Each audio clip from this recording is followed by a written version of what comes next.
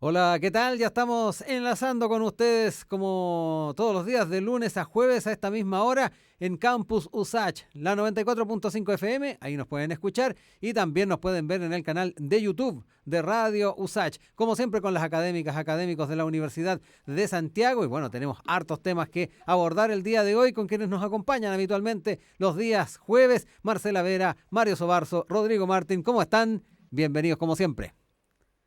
Hola, hola, Hola, ¿qué tal? ¿cómo están todos? ¿Cómo están Rodrigo, Mario? ¿Todo bien? ¿Cómo estás, Mario? Bien, bien, hola Estás más Rodrigo, hola callado, Mario. Marce, ¿cómo están? Saludos a Daniel y a Mauricio también. Hay quienes hacen posible que salga por radio y Sí, televisión pues. también, en radio y YouTube, este programa. Oigan, empecemos ya a tratar varios de estos temas. Ha sido una semana bastante acontecida, como se dice, y principalmente marcada por las inscripciones para las próximas elecciones. Ya quedaron definidos los 9 candidatos presidenciales, también quienes van a estar integrando las distintas listas para la parlamentaria, Senado, Cámara de Diputados y también de los consejeros regionales, consejeros y consejeras regionales.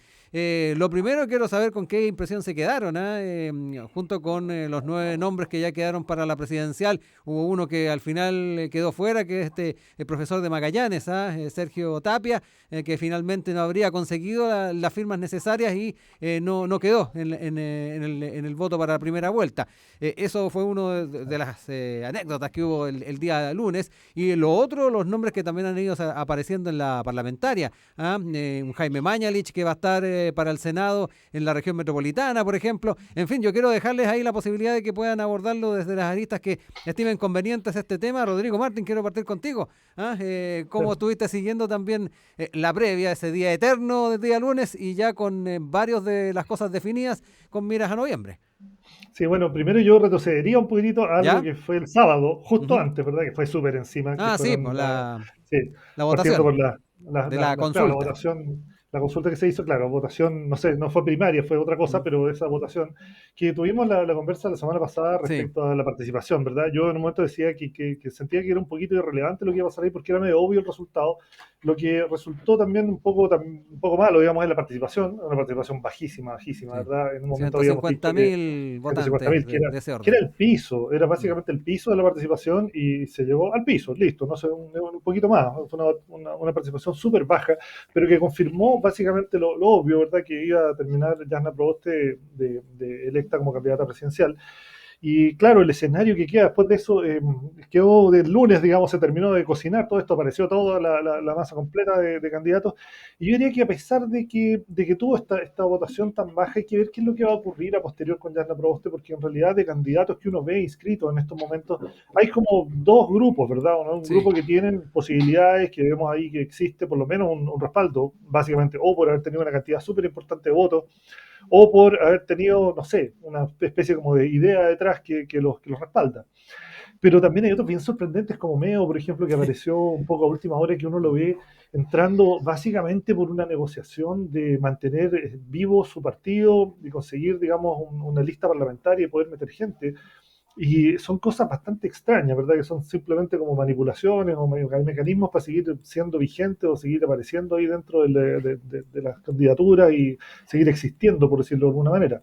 Creo que hay cosas más extrañas con candidatos un poco raros que van a terminar ordenándose a posterior, pero siento que básicamente tenemos en Mm. estos momentos un escenario nuevo.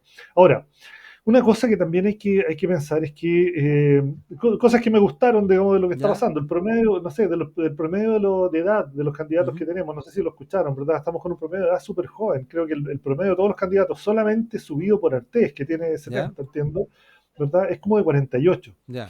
Y tenemos un promedio de edad que es histórico y también, en general, los candidatos que tienen, digamos, más posibilidades en términos súper abstractos, ¿verdad? Porque en realidad decir quién tiene posibilidades y quién no hoy en día no es una cuestión tan fácil.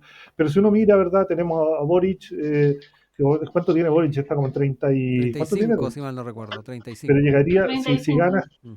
pero estaría con 36, entiendo, si es que fuera electo presidente en el momento de la elección. También tenemos a Sichel que está 43, entiendo, 43 o 44, sí, si llegara a estar electo, y Yasna que tiene 51, que es un poquito la mayor, pero de todas maneras el promedio que nos deja es bastante bajo. Así que tenemos una señal bien interesante que es como esta renovación, ¿verdad? De gente que tiene edades que son distintas a lo que estábamos Sí, acostumbrados. Uno esperaba siempre candidatos como con más años encima, ¿verdad? sí, Una cosa un poquito más añosa, más histórica.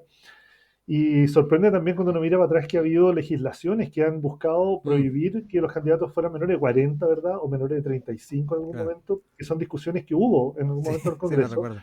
Y uno dice, chuta, ¿qué pasaría en ese momento, ¿verdad? Si estaría quedando Boric fuera por administrativo. Mm, Entonces, es bonito este escenario que tenemos gente más joven, gente que está entrando con un promedio de edad bastante más refrescante, digamos, y eso sí, tiene que ver con la política en general. ¿Ah?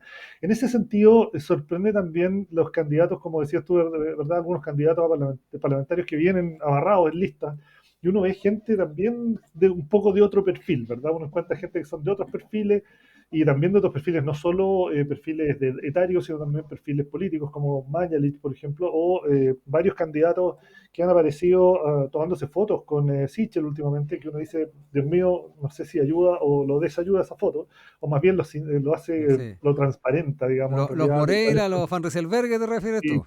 sí, precisamente. Tenemos Sí. fotos que yo no sé si me las hubiera tomado. Y bueno, no sé, si se las toma está diciendo bastante de cuáles Mm, son sus cercanías, su apoyo a lo que está dispuesto a hacer. claro. Creo que ahí tenemos también Ujú, un tema. Ahora, yo creo que de verdad que ahora está partiendo todo en cierta medida de cero. ¿Ah? Tuvimos esta primaria media paupérrima en términos de participación, tuvimos 1 millón de votos para Boric, pero ahora en realidad yo creo que las cosas parten. Ahora sí, tenemos finalmente un reinicio de este proceso, tenemos que empezar a ver todo en su claro. medida, empezar a ver las campañas de cómo se arman y ver qué ocurre de aquí Ujú, a noviembre, ¿verdad? Que vamos a sí, tener un poco tiempo, bastante poco tiempo, pero hay que ver qué ocurre con las sí. campañas. Bueno, hemos Bueno, tenido poco tiempo para varias cosas en el marco electoral durante este año. Hemos tenido varias elecciones consecutivas. Marcela, cuéntame también cómo seguiste, ya que Rodrigo también se fue un poquito más atrás. Es pertinente también hablar de lo que fue la consulta de unidad constituyente y cómo se han ido conformando las distintas coaliciones y los pactos. Bueno, decir que nuevamente dijimos lo que iba a pasar. Ganó Jasna Proboste, Ujú, ¿cierto? Y todos apuntamos a que más bien iba a tender a ser una votación muy relacionada con su militancia. Y, bueno, corrió en redes sociales la relación de militancia de los partidos versus la cantidad de votantes. Así que seguimos siendo un programa que hace bastantes buenas proyecciones. sí, Y por otra parte, me parece que, bueno, esa posibilidad que da el triunfo de Jasna Proboste hace también el mismo candidato del Frente Amplio tenga un espacio, digamos, desde donde poder crecer un poco en términos de su votación.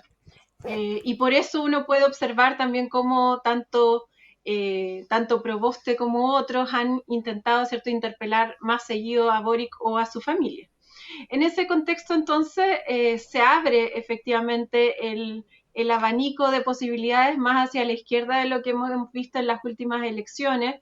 Y claro, si bien la lista del pueblo no pudo levantar un mm, candidato en el momento oportuno, no obstante, igualmente lo logró instalar, sí, sí. que es a través de esta figura de Diego Ujú, Ancalao, que es una figura interesante en términos de cómo se posiciona una figura nueva también en este escenario, en términos sobre todo de su representación, digamos, de un sector político que anteriormente no estaba instalado dentro de la institucionalidad, ni mucho menos dentro del marco de las elecciones presidenciales.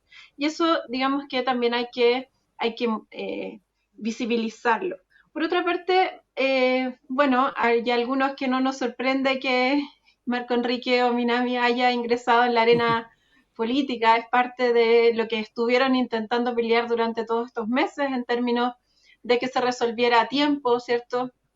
Este juicio que había contra él, en donde finalmente el tribunal falla a su favor y se abre, ¿cierto? También por parte del CERVEL la posibilidad de incluirlo dentro del padrón electoral, generando esta disputa también al ujú, interior de este mismo espacio de unidad constituyente que ahora se llama Nuevo Pacto Social, si mal no recuerdo. sí, Eh, Me parece que es importante también mostrar que están estos otros candidatos que disputan el segmento propio de Sichel, como lo son tanto Lorenzini o Parisi. Sí. Y por tanto ahí también va a haber una pérdida de votos para Sichel, que yo diría que también es un elemento relevante en esta disputa, porque si lo analizamos, digamos, en términos generales, entonces la elección se va a discutir sobre determinados conglomerados, que son los más o menos tradicionales, siendo que el Frente Amplio podría haber representado una posición más de izquierda, se ha movido, ¿cierto?, hacia los acuerdos con el mundo progresista de la exconcertación, y por tanto ahí uno podría decir que se estaban configurando esos distintos frentes políticos actualmente, muy basados en términos también del recambio generacional, que yo diría que es otro elemento muy relevante, que uno lo puede ver también en las otras candidaturas que se presentaron tanto a cores como a senadores, diputados. Hay algunos diputados que no van a reelección, como lo son Giorgio Jackson o también la Camila Vallejo, que también decidió no ir a reelección. No obstante, hay otros que permanecen dentro de la papeleta e intentan ingresar también figuras nuevas, cuestiones que yo diría que es bastante importante en este contexto. Pero me asombra mucho también la ausencia todavía de oferta política, y eso yo diría que es lo más central, digamos, de la discusión de lo que vamos a ver en estos 2 meses, que es un tiempo muy breve, y que por tanto mucha renovación de ideas respecto de los programas que ya hemos visto no vamos a encontrar.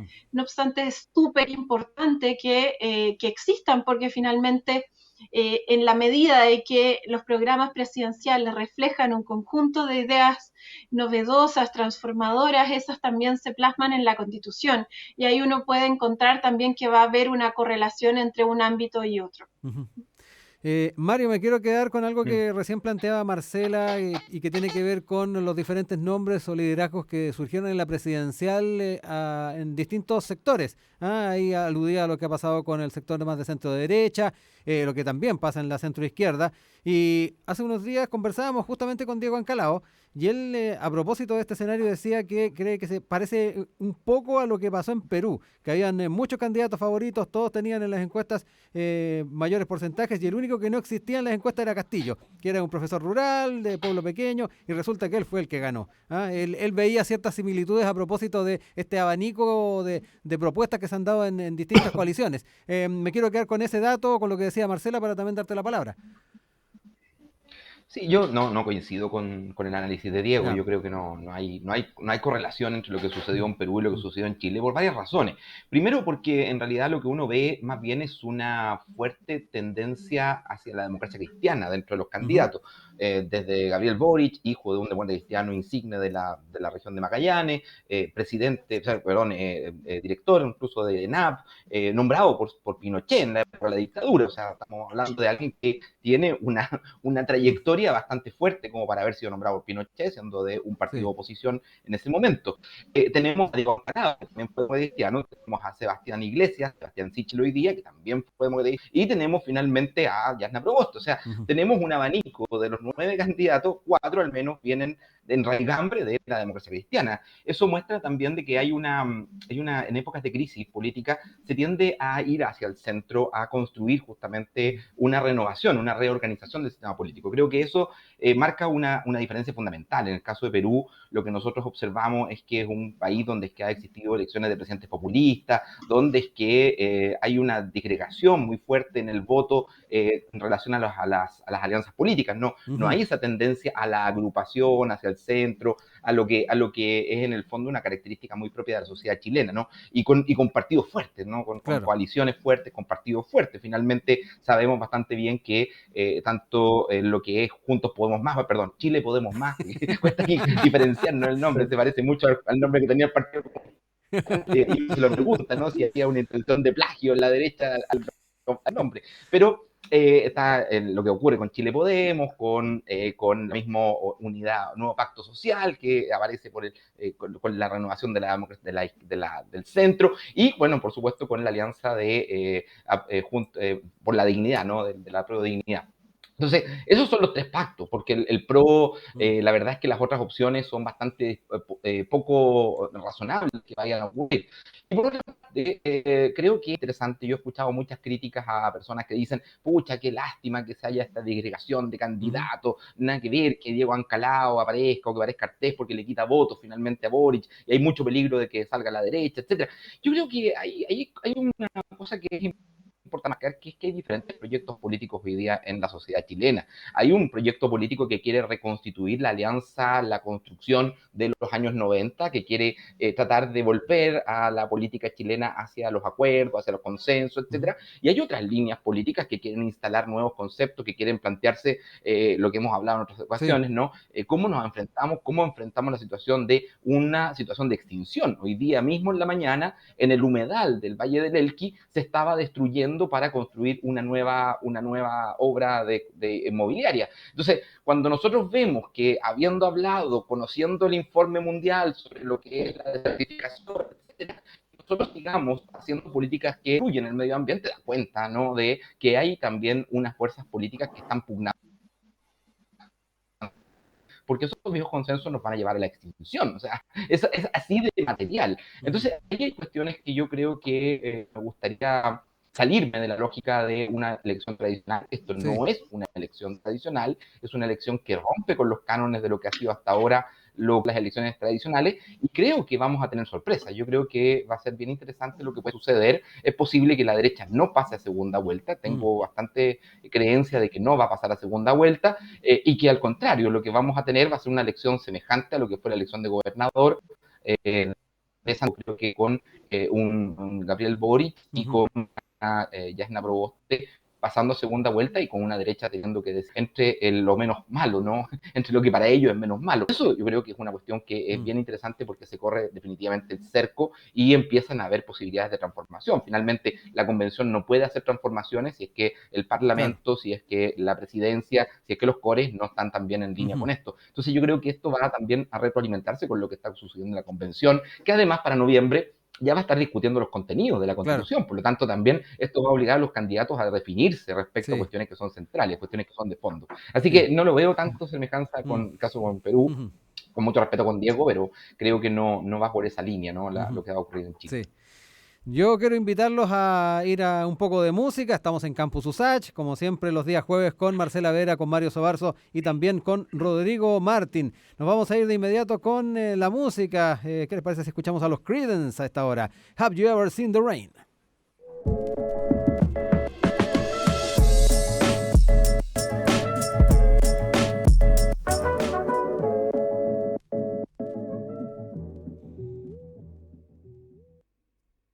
Estás en Campus USACH por la 94.5 en FM, y también quienes nos siguen habitualmente en nuestro canal de YouTube. Día jueves, día en que nos acompaña Rodrigo Martín, también Marcela Vera y Mario Sobarzo, analizando distintos temas de la actualidad. Aquí hago eco a algo que nos planteaba en nuestras conversaciones vía WhatsApp Mario Sobarzo, y que tiene que ver con el toque de queda. Ya más de 500 días con toque de queda en el país. Se está ahí a la expectativa, al menos en la región metropolitana, que se pueda flexibilizar eso, porque la gran mayoría del país ya está con toque de queda a las 12 de la noche. Tarapacá y la metropolitana todavía están con las 22 horas como comienzo de este toque, y en la región metropolitana faltan, o al menos en la mañana faltaban del orden de las 20.000 personas, 19.000 personas, para llegar a ese 80% de la población vacunada y cumplir uno de los requisitos para ir al toque de queda de medianoche. Pero aquí también hay temas más de fondo, independiente de que se flexibilice o no este toque de queda. Está el tema de mantenerlo o no, cuál es la utilidad. Hay muchos que han planteado de que aquí hay también una finalidad política más que sanitaria. Mario, te dejo la palabra, porque ahí yo sé que tienes hartas cosas que comentar. También Marcela y Rodrigo les daré la palabra en su momento para hablar de ello, pero tú estás bastante harto ya del toque de queda, sin ir más lejos, Mario. Algo nos decías. Sí, yo decía, bueno, la verdad es que yo creo que es la sensación de mucha gente el tema de esta semejanza del proceso de salida de Sebastián Piñera con lo de que fue la dictadura de Pinochet.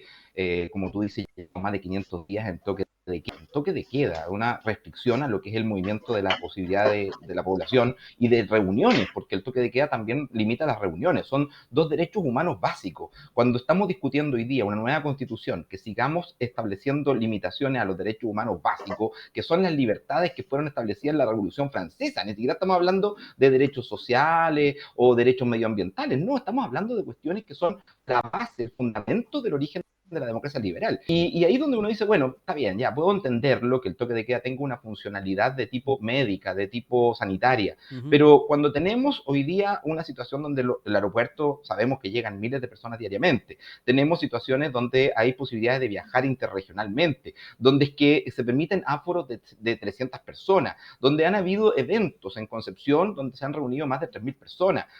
Dentro de poco ya Yapu dijo, ¿no?, que va a hacer va a celebrar sus 50 años y lo hacen en Teatro Arena, etcétera, donde tenemos una cantidad de eventos. Se nos viene el 18 de septiembre. La verdad es que comprender cuál es la función del toque de queda a mí se me hace muy complejo. Muy breve, una razón médica. Preguntaba, yo no quiero decir que yo sea un especialista en temas sanitarios, ni mucho menos, pero me llama la atención que con todos estos grados de libertades, con todos estos tipos de acciones que se permiten, por otra parte no tengamos la posibilidad de movilizarnos, de poder andar por la noche, de poder reunirnos, etcétera, en horarios nocturnos, siendo que la verdad es que si el contagio se realiza, se puede realizar en el metro, se puede realizar en los eventos públicos, se puede realizar en el trabajo, etcétera. No se entiende muy bien que tengamos libertades durante el día y durante las noches tengamos restricciones. Hay una contradicción ahí que me parece muy extraña. Pero yo creo, y por eso me parece que la sospecha de aquellos y aquellas que creen que esto tiene una función política, una función represiva por parte del gobierno de Sebastián Piñera, y aquí es donde viene lo segundo, ¿no?, y es lo que a mí me interesa dejar instalado. ¿En qué medida esto golpea también la propia candidata Yana Proboste, porque finalmente los que aprobaron la extensión del estado de excepción constitucional y le permitieron, le entregaron las herramientas legales al gobierno, fue la bancada de lo que es su apoyo político, lo que es el nuevo pacto social, que son los que votaron en pleno junto con la derecha para aumentar lo que era la excepción constitucional. Hasta aquí yo creo que nuestros parlamentarios, aquellos que votaron, deberán responder en algún momento por qué fue que limitaron las libertades constitucionales, para hacer qué, para lograr qué, porque hasta aquí no hemos visto un resultado a partir de una cuestión limita las libertades y no es una que sea de tipo sanitaria. Me parece a mí que estamos hablando de una complicidad con una dictadura que ha violado los derechos humanos, que ha detenido gente, que tiene hasta el día de hoy presos políticos en las cárceles, y por otra parte con una mangancha total para los que son los amigos de ellos. Raúl Schuller le prestaba la casa a Sebastián Piñera para sacarse fotos con su familia, donde estaban las estatuas robadas. Bueno, ayer nos enteramos una vez más de una situación de impunidad con aquellos que tienen poder en este país. Entonces, eso da cuenta, ¿no?, de una cuestión que a la gente la tiene bastante molesta y que va a complicar, insisto, a la candidata Yana Proboste, porque ella y su coalición fueron uno de los que apoyaron la excepción constitucional. Así que tendrán que responder eventualmente con respecto a ello. Rodrigo Martín, hablemos también un poco de lo que nos plantea Mario. Yo quería traer a colación un diálogo que tuvo Lidia Morales, quien fue subsecretaria de Salud Pública. Conversó con la radio USACH la semana pasada y ella decía, el toque de queda no es una medida sanitaria, sino una maniobra política, así de frentón. No hay ninguna razón de mantenerlo, ya que las personas no se infectan en la noche, dijo. Y en contrapartida también en la radio estuvimos conversando con Cristian García, que él es magíster en Salud Pública, académico de la Universidad de Santiago, y respecto al toque de queda, él decía, cualquier medida que evite que las personas se contacten va a reducir la probabilidad de contagios. Las actividades que se realizan en ese tipo de horarios no son necesariamente educación o trabajo. A mí no me parece una medida tan terrible, además se ha flexibilizado. Hay dos visiones distintas sobre un mismo tema. Te dejo ahí también esas declaraciones para poder hablar. Sí, mira, yo escuché esas declaraciones precisamente y estuve viendo un par de cosas respecto al tema. Bueno, te diría, bueno, es un tema bien difícil de definir, porque uno no puede luchar en contra de definiciones que tienen que ver con áreas epidemiológicas o de salud, porque en realidad son decisiones técnicas. Y aquí nos dimos una regla, que era una cantidad de vacunados para suspender, o por lo menos subir, digamos, el horario. Claro, flexibilizar. Claro, y eso de que el toque de queda sea a las 12 y que sea con tanta cantidad de vacunados, una decisión de salud y que es difícil discutirla, digamos, porque si no podríamos discutir prácticamente todo, si se ponen o no ponen las vacunas. Es una decisión, una regla del juego que nos pusimos. Ahora, el hecho de que podamos tener los toques de queda dependen del estado de excepción, y yo también entiendo que este tema del estado de excepción, la extensión que se hizo del estado de excepción, no era solo por el toque de queda, había amarrado un cierto chantaje y un montón de otras cosas, que era que si había estado de excepción podía haber bonos, no sé qué, podía claro, el tema de los beneficios. claro, compras de la vacuna. Entonces había un paquete completo que se planteó en este aumento del estado de excepción porque permitía, digamos, una gestión más fácil para compras de cosas y lo demás. Y así se pasó el tema del toque de queda dentro de una serie de otras medidas que eran necesarias para ese momento. Ahora, claramente para el gobierno en estos momentos tener un toque de queda es súper útil, entendiendo que desde que salimos del estallido social, la cuarentena le permitió tener un mecanismo de control del movimiento de público en general en las ciudades, y eso es un sistema de control súper efectivo. Va a lograr probablemente terminar el gobierno sin haber dado libertad completa y sin haber permitido que la gente en general pueda tener una expresión totalmente libre en los espacios públicos, consciente o inconscientemente, porque de todas maneras está en la cabeza el hecho de que reunirse es peligroso y eso va a estar instalado. Fue una especie de favor para el gobierno en un estado en el que estaba bastante complicado, y esto le dio una especie de libertad, digamos, un poquito de aire para poder seguir funcionando sin tener el nivel de protestas que teníamos y que seguramente tendríamos todo el rato si no hubiéramos tenido esta cuarentena o esta pandemia. Ahora, el tema también es bien complejo de definir, porque es cierto que las actividades en la noche uno podría tener también ciertos criterios, porque moverse, por ejemplo, retornar o ir a la casa de alguien no hace ninguna diferencia. O sea, poder moverse por la calle a las 11 de la noche, 12 de la noche para ir a ver, no sé, si el papá ir a ver a sus hijos o lo que sea, no debería tener ningún problema porque no hay ninguna posibilidad de contagio en eso. Y entiendo que las multas, si estás incumpliendo esto, van de 1 a 10 millones de pesos, entendiendo que, claro, los 10 millones son si estás haciendo una fiesta o si tienes una cosa más o menos masiva. Pero hay un castigo asociado y claramente esa movilidad que uno podría tener en las noches no implica ninguna posibilidad de contagio si uno agarra un auto, se va en su auto a otro lugar y se baja en la casa, no sé, eso no tiene ningún sentido, ¿verdad? Eso no hay ninguna posibilidad de contagiarse. El tema es que también en la balanza tenemos lo de siempre, ¿verdad? Que es la actividad económica. Y ahí hay también un grupo que está bastante complicado con esto, que son los restaurantes, ¿verdad? Y todas las actividades que tienen que ver con entretenimiento. Sí, que se han visto súper cortados porque cuarentena a las 10, en la ciudad más grande de Chile, con la mayor cantidad de personas, con la mayor cantidad de actividad económica, claro, cortar a las 10 todo ese tipo de actividades es un golpe gigantesco a esa industria. Y el debate que hay detrás ahora es cómo pueden presionar un poco para retomar actividades y poder tener nuevamente una actividad. Y ahora, es cierto que sí, si estamos pensando en actividades como restaurantes o actividades más masivas, como fiestas y cosas así, la probabilidad de contagio aumenta. Mucho más que simplemente ir en el auto a ver a los hijos. Pero estamos en una situación en estos momentos relativamente buena, una positividad de menos de un 1%, lo cual es tremendamente positivo y con un horizonte que se ve en teoría bien hasta ahora, digamos. Entonces uno podría pensar en que, claro, ya tendremos que estar en un momento en el cual se cumplan las vacunas, se baje la positividad y podamos empezar a tener más libertades de nuevo. El derecho a la ciudad, yo creo que es un tema, ¿verdad? El derecho a poder moverse por la ciudad. Uno perfectamente podría prohibir las reuniones, pero no la movilidad, ese es un tema distinto. Tener acceso a ir a comprar algo, ir a ver a alguien, moverse de alguna manera por la ciudad, incluso salir a pasear un parque a las 11 de la noche. ¿Por qué no puedo salir a caminar por el parque forestal a las 11 de la noche? No puedo, ¿verdad? Hay cuarentena. Y eso, ¿qué peligro contagio tiene solo? Bueno, sí, ese es el peligro.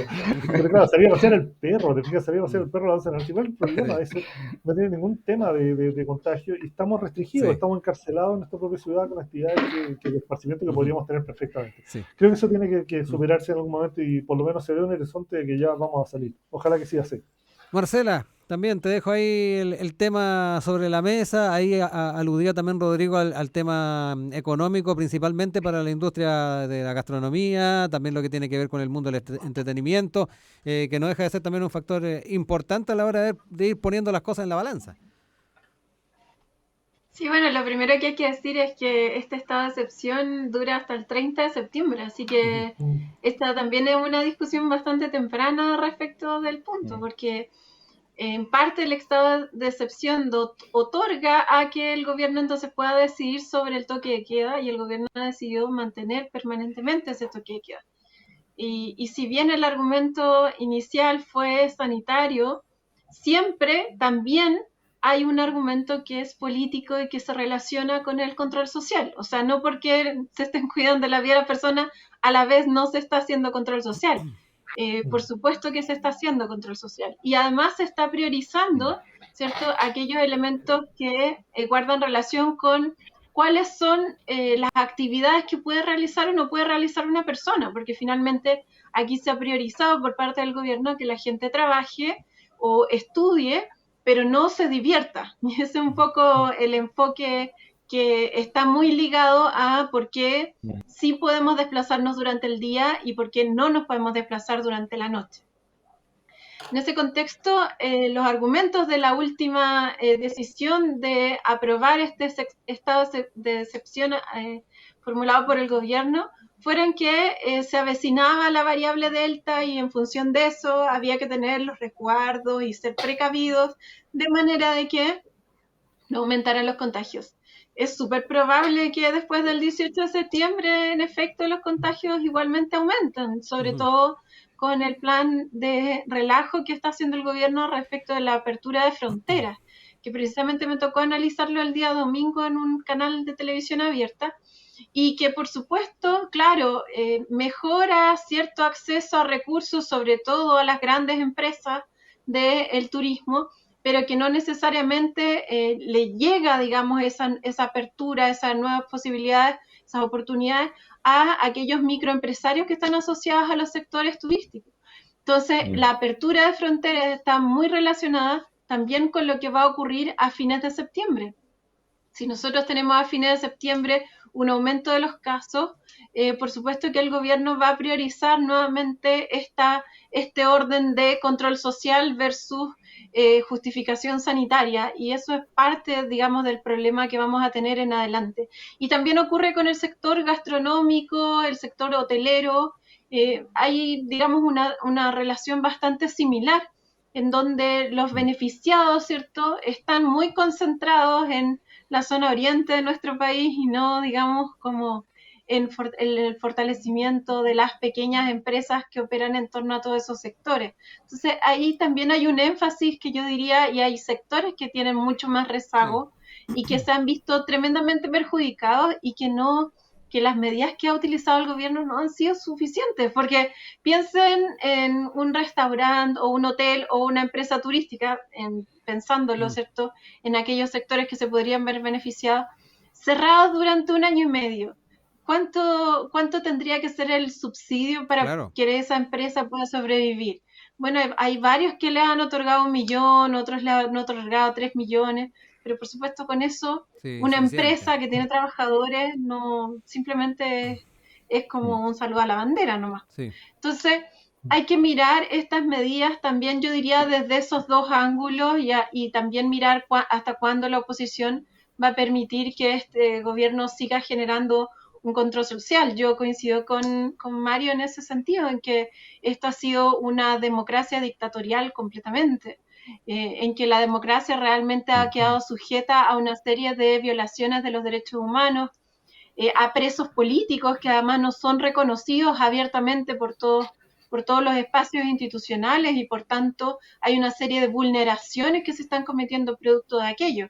Y el retardo excesivo respecto de los proyectos de indulto. Perfectamente podrían haber resuelto esa situación y no tener que ver, digamos, experiencias como las que vimos hace poco tiempo atrás, en que uno de los presos, que además ni siquiera había sido juzgado, que estaba con esta prisión preventiva, que vio lamentablemente morir a su madre y él en prisión sin poder entonces reunirse con ella. Entonces, ese tipo de hechos son insostenibles en este contexto de tanta agudización, además del conflicto social presente en nuestro país. Vamos a ir a otro poco de música. Bien interesantes los puntos que se abordaron respecto a este tema del toque de queda, y también queda esa fecha, fines de septiembre, para ir observando de qué manera también el propio Ejecutivo va a ir abordando estas posibilidades con todos los factores epidemiológicos que están actualmente sobre la mesa y que eventualmente pueden o mejorar o empeorar de aquí a fines del mes de septiembre. Vamos a seguir con este Campus USACH. Estamos en la 94.5 en FM, también en nuestro canal de YouTube. Vamos a ir con la música de Papa Negro, Walkman, y ya estamos de vuelta acá.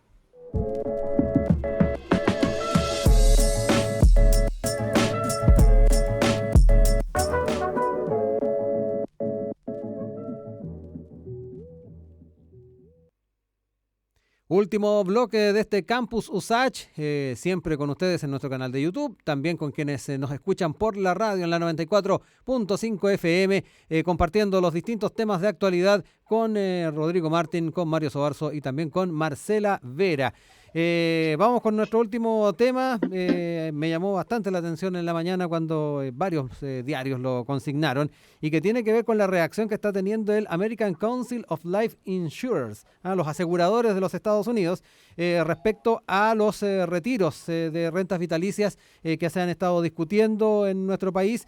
Ya habían dado su voz de alerta durante el mes de mayo, si mal no recuerdo, pero ya han sido bastante explícitos en una nueva declaración, producto de la posibilidad de que se puedan realizar nuevos retiros. Y en ese sentido llamaron al Congreso chileno a no aprobar esto, que va a socavar aún más a los chilenos, especialmente a las mujeres, dijeron, que están tratando de asegurar el futuro financiero, pero además fueron un poquito más allá. Se envió una misiva, una carta al presidente de los Estados Unidos, Joe Biden, para que intervenga en esta materia. Han ido bastante más allá, Marcela, desde la perspectiva de los aseguradores de los Estados Unidos con lo que está pasando con las rentas vitalicias en nuestro país. Así es, lo analizamos en una de las columnas radiales de los días viernes de economía. Y claro, esta ofensiva que están haciendo las aseguradoras ya pasó del nivel nacional que estaba presionando la Comisión de Mercados Financieros hace unos meses, ahora entonces está llegando a Estados Unidos desde sus aseguradoras, digamos, y está pidiendo incluso que el G20 intervenga en esta situación. Cuando yo vi esa noticia, yo dije, aquí lo que hay es una justificación en donde se dice que nos preocupamos por las mujeres chilenas, pero en realidad se están preocupando de sus propios intereses, de defender sus recursos, de defender el acceso a ese capital barato para la implementación de sus inversiones en los mercados extranjeros. Porque aquí hay que, digamos, develar el mito de que las AFP son el motor de la economía chilena. Precisamente un estudiante me preguntaba eso hace una semana atrás. Yo le decía, ¿usted cree que realmente son el motor de la economía chilena cuando el 46% está invertido en el extranjero? ¿Sería el motor de la economía chilena si los fondos se van en un 46% a invertir afuera? Por supuesto que no, ¿cierto? Pero si uno luego desmenuza el tipo de inversiones, hay una parte que se va a bonos del Banco Central y una parte muy ínfima hoy día está en el mercadeo de la bolsa. Por tanto, cuando uno mira este tipo de justificaciones, uno tiene que darse cuenta que está detrás, ¿cierto?, de entonces ese conjunto de intereses que se están defendiendo hoy día por la economía financiera, por las transnacionales financieras, que están defendiendo también el rol que han desempeñado en el mundo de las AFP, porque hubo un momento en que las AFP controlaban todo, pero a propósito de la negociación que ocurrió en los años 2000, se pidió a la superintendencia que ingresaran nuevos actores para hacerse de ese gran fondo de pensiones. Y ahí entonces entran las aseguradoras y las aseguradoras tienen un monto muy significativo del fondo de previsión social. Por tanto, es un fondo que les permite a ellos también lucrar con ese nivel de ingreso. Esa es una dimensión del análisis. La otra dimensión guarda relación con la dependencia de los capitales internacionales. Y ahí el Banco Central la semana pasada emitió un informe a través de Mario Marcel, ¿cierto?, en el Congreso, en donde decía que habían aumentado la dependencia de los capitales internacionales. Y yo diría que esa declaración me llamó mucho la atención y guarda relación con lo que está ocurriendo hoy día con las aseguradoras, porque la presión internacional que estamos empezando a notar, que es cada vez más fuerte, va a continuar. Y esa manera, digamos, de presionar por parte del capital internacional solo puede ser limitada en la medida que nosotros tengamos control sobre los recursos financieros que son nuestros. Yo creo que cualquier gobierno de aquí en adelante debería hacer un cambio sobre dónde invierten los fondos de pensiones, porque a todos los países que han querido hacer proceso de transformación, lo que les hacen es un bloqueo financiero y por tanto les impiden recuperar ese dinero, se lo apropian y además lo venden. Entonces hacen toda una serie de negocios producto de la deuda pública, ¿cierto?, que tenemos en el ex. Por tanto, hay que cuidar, con esta señal de alerta muy clara, hay que cuidar la dependencia de los capitales internacionales. Mario, Rodrigo, nos quedan 6 minutitos de tiempo de programa para que los aprovechemos ahí, 3 y 3. Mario, te dejo la palabra.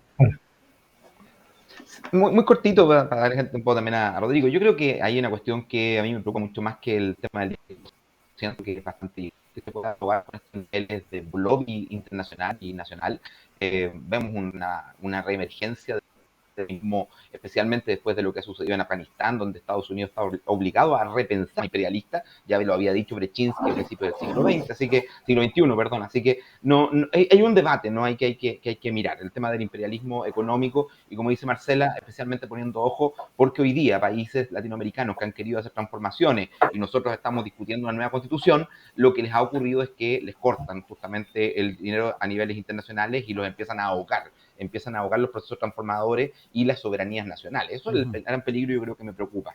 Pero lo segundo también es el hecho de cómo se nos viene, ¿no?, la discusión cuando es que cuando la nueva constitución establezca cuestiones que van a entrar en conflicto con lo que hoy día son las normas internacionales, con los tratados que Chile ha firmado y con los intereses de capitales que están metidos ahí.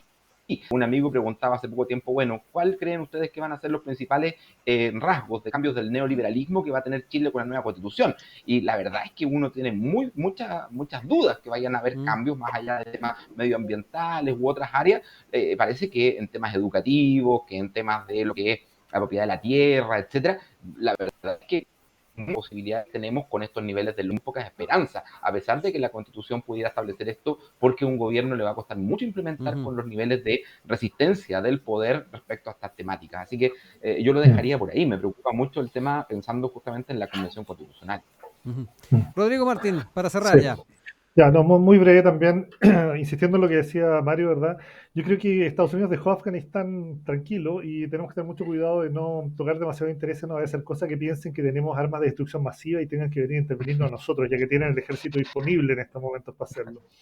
No, fuera de broma, yo creo que hay un tema bien complejo ahí. Yo creo que es escandalosa la intervención, pero a mí me preocupa un tema. Yo creo que si bien uno se puede molestar, digamos, porque exista este nivel de intervención en temas económicos, no es algo que sea tan fácil de resolver, porque no es algo que pasó hace un año o 2 años, es algo que lleva decenas de años ocurriendo, y la forma en que está amarrada la economía chilena con economía globalizada es algo que ya está instalado. Yo, de hecho, incluso podría, digamos, tratar de leer en esta intervención externa una motivación interna. Esto puede haber sido solicitado para generar mecanismos de reacción en contra del cuarto retiro también. O sea, porque no vamos a decir que el gobierno actual no tiene vínculos con las grandes transnacionales económicas. O sea, están, digamos, bastante vinculados entre sí. Y esto puede ser incluso una cosa acordada para evitar una reacción interna. Entonces, ojo con eso. Yo creo que desarmar ese nudo, esa relación que tenemos económica, es tremendamente compleja, mucho más compleja de lo que parece. Uno podría decir, ok, hagamos los cambios constitucionales, creemos una nacionalización de un montón de capitales chilenos, pero yo me temo que están mucho más entrelazados ya de lo que uno quisiera. Digo, va a ser súper difícil ese tema. El nivel de inversión extranjera, el nivel de intereses internacionales y mecanismos como globalizados de relaciones económicas es muy complejo y muy difícil de resolver. Y también decir que, incluyendo sobre eso, independiente de todo lo anterior, hay que tener ojo con el tema del cuarto retiro, porque yo creo que de verdad el cuarto retiro no es una solución muy fantástica. Creo que finalmente no es algo que le llegue a una cantidad importante de personas. Ya hay muchos que están quedando sin ese fondo, digamos, y no es muy efectivo, así que también hay que tener ojo con qué se está planteando ahí. Hay que mirarlo con cuidado, porque el nivel de personas que quedaría también sin jubilación, que va a ser un problema grande a un futuro próximo, entiendo que con el cuarto retiro sea como de 5 millones, entonces tenemos ahí una cantidad de personas que va a tener que ser resuelto en el próximo gobierno, y es una tarea futura que viene para quien le toque dirigir el país, que va a ser bastante difícil de llevar. Así que ojo con eso también. Rodrigo Martín, Mario Sobarzo, Marcela Vera, como siempre agradecidos de que estén cada día jueves con nosotros aquí comentando estos temas de actualidad. Ya nos estaremos encontrando la próxima semana, van a haber otras cosas que poner sobre la mesa y nada, pues agradecer como siempre la disposición que tienen para conversar. Que estén muy bien. Gracias a usted, pues. Gracias, Mario. Gracias, Muchas gracias, un abrazo al equipo. Muchas gracias, Rodrigo. Chao. Pasamos a fase 4 en Santiago, por si acaso. ¿En serio? Sí, pues sí, pasamos a eso de mediodía, nos avisaron eso, que pasábamos a fase 4. Gracias a los tres por habernos acompañado. Nosotros empezamos ya a despedir el programa del día de hoy, agradeciendo como siempre la sintonía y invitándolos a que se queden con nosotros ahora con la música. Vamos a escuchar a Hootie and the Blowfish, Only Wanna Be With You, y nos reencontramos en una nueva edición de Campus USACH. Que estén muy bien.